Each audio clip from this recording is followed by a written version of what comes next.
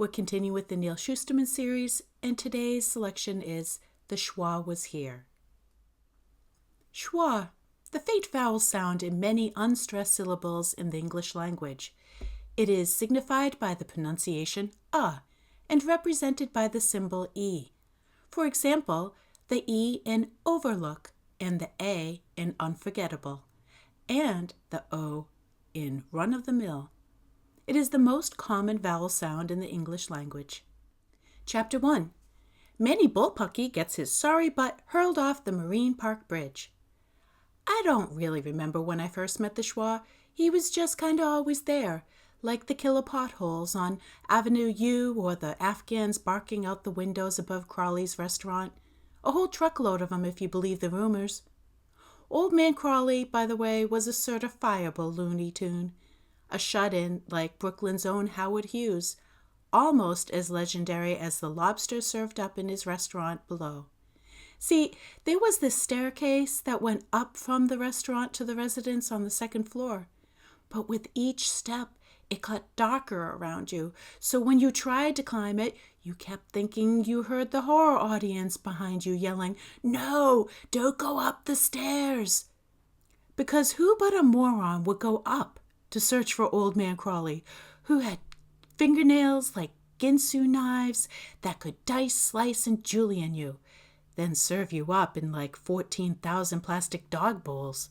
Those bowls, by the way, would probably be made by my father, the vice president of product development for Pisher Plastic Products.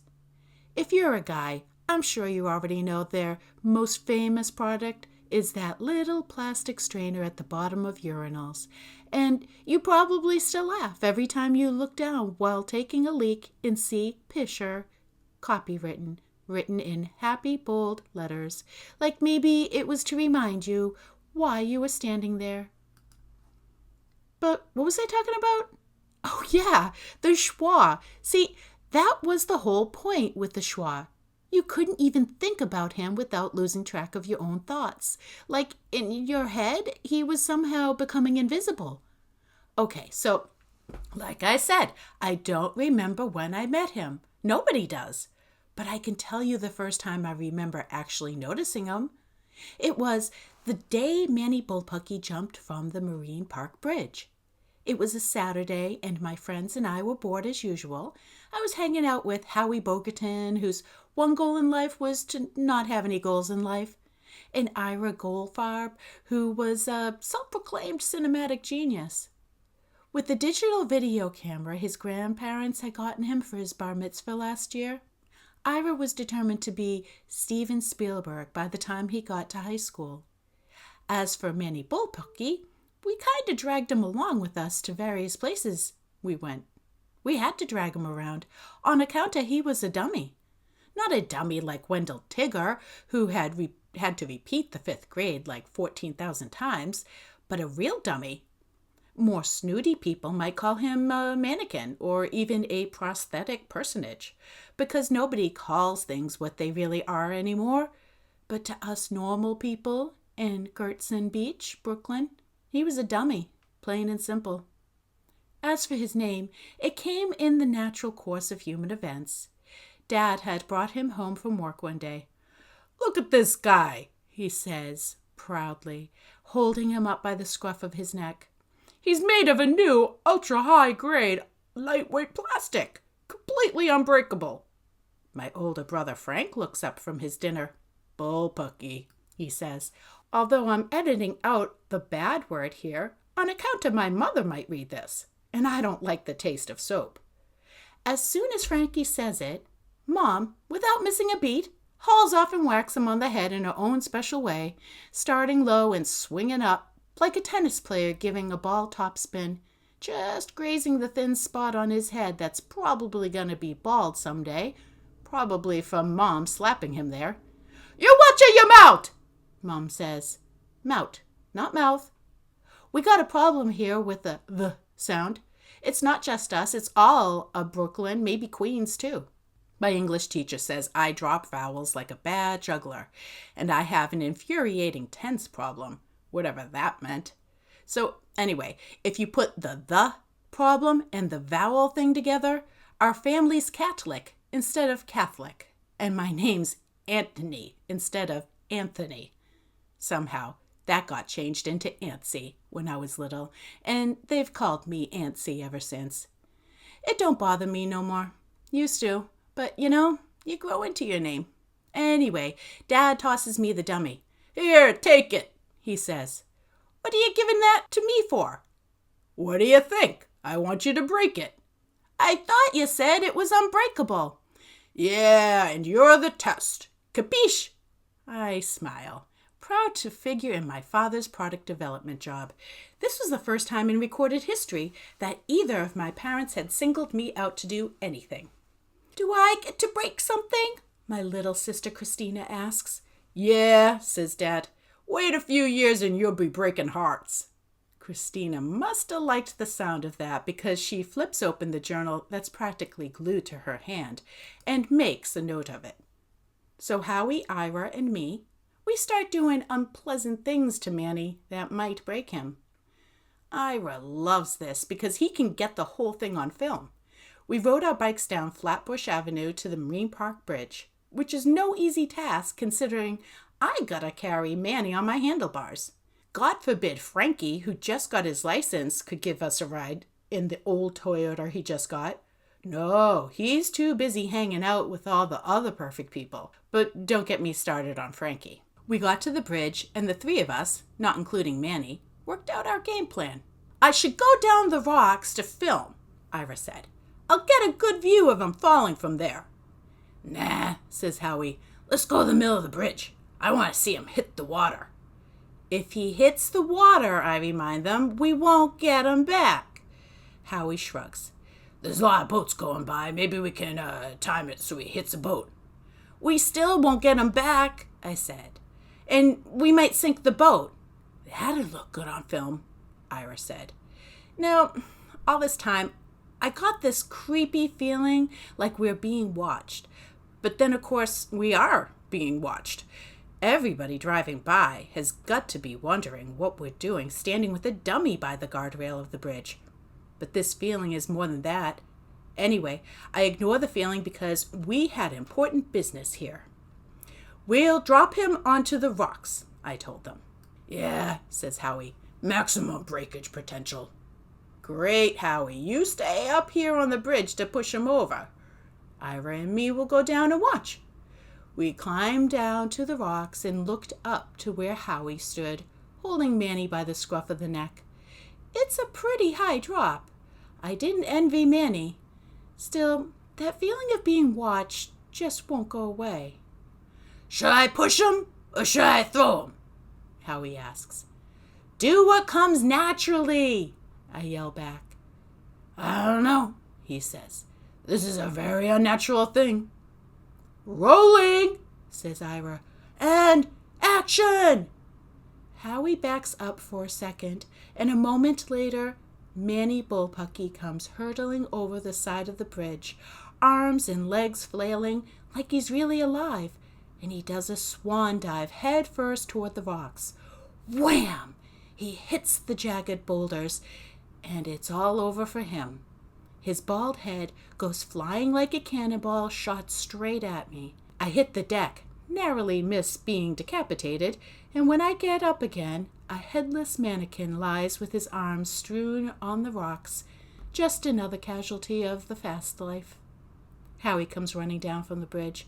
"What happened? Did he break? Did he break?" "Yeah," I told him, picking myself off the ground. "We're gonna have to change his name to Headless Joe." Ira, still behind the camera, moved in closer to the body, paused dramatically, and finally stopped filming. "Where'd his head go?" I shrugged. "I don't know. Over there somewhere? So much for unbreakable plastic." "Are you looking for this?"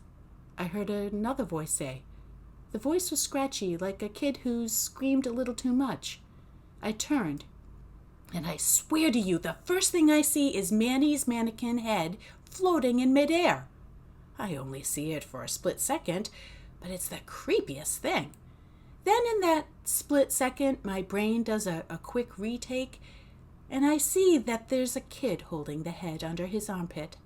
I couldn't really see the kid at first, on account of his clothes a kind of brownish gray like the rocks around him, and you know how your mind can play tricks on you when the light's just right. "Excuse me," said Ira. "This is a closed set." The kid ignored him. "That was pretty cool," he said. "You should have dressed him up, though, so when he fell, he'd look like a person and not a dummy on film." Ira pursed his lips and got a little red, annoyed that he didn't think of it. "Don't I know you?" I asked the kid. I took a good look at him. His hair was kinda ashen blonde, really wispy, like if you held a magnetized balloon over his head, all his hair would stand on end. He was about a head shorter than me, a little too thin. Other than that, there was nothing remarkable about him, nothing at all. He wasn't good-looking, he wasn't ugly, he wasn't buff, and he wasn't scrawny. He was just like average. Like if you looked up kid in the dictionary, his face would be there. "I'm in some class with you, right?" I asked him. "Science," he said. "I sit next to you in science class." "Oh, yeah, that's right. Now I remember." Although for the life of me, I have no memory of him sitting next to me. "I'm Calvin," he said. "Calvin Schwa." With that, Ira gasped. "You're the kid they call the Schwa?" "Yeah, I guess." Ira took a step back. "I'm Anthony Bonano," I told him, "but everyone calls me Antsy. These are my friends Howie and Ira." Then I pointed to the head in his hands. "You already met Manny." He took Manny's head back to his body. "So what's all this for, anyway?" "Fisher Plastics product stress test," I told him, trying to sound professional. "Manny gets an F," Howie said. "He's supposed to be unbreakable." Technology fails again, I say, all the while noticing how Ira still kept his distance from the Schwa, as if he were radioactive, like some of those flounder that they caught off Canarsie Pier. The Schwa knelt next to Manny's headless body. "Technically, he's not broken," the Schwa said. "If your head comes off, you're broken," says Howie. "Trust me." "See, look here." He pointed to the neck. His head is still held on by a ball and socket joint. It just popped off, watch. And then Schwa snapped Manny's head back on as if it were a giant Barbie. I was both relieved and disappointed. It was good to know my dad's work was successful, but upsetting to know that I couldn't destroy it. "So what are we going to do to him next?" Howie asked. "Pyrotechnics," said Ira. "We tried to blow him up." "Can I come too?" asked the Schwa. "Yeah, sure, why not?" I turned to him, but he was gone. "Hey, where'd you go?" "I'm right here." I squinted to get the sun out of my eyes, and I saw him. He's waving his hands like trying to get my attention or something.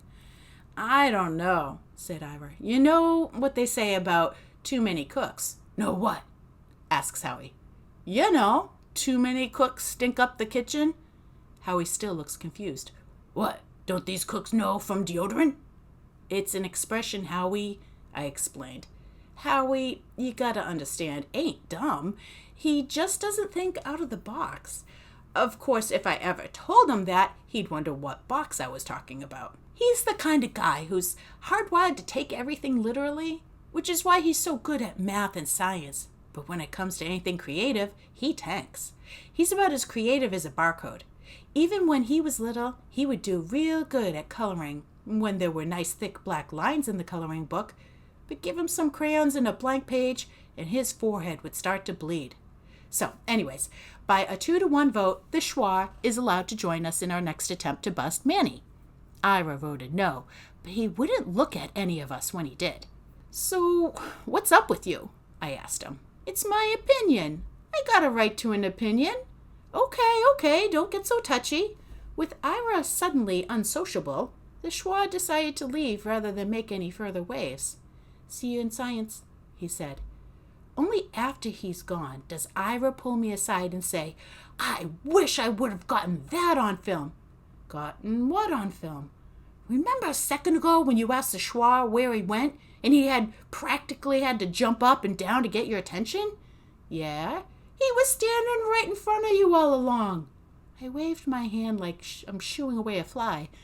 "What are you talking about? He moved behind me. That's why I couldn't see him." But Howie shook his head. "He never moved, Antsy." I scowled at them, like this is some conspiracy to make me look stupid.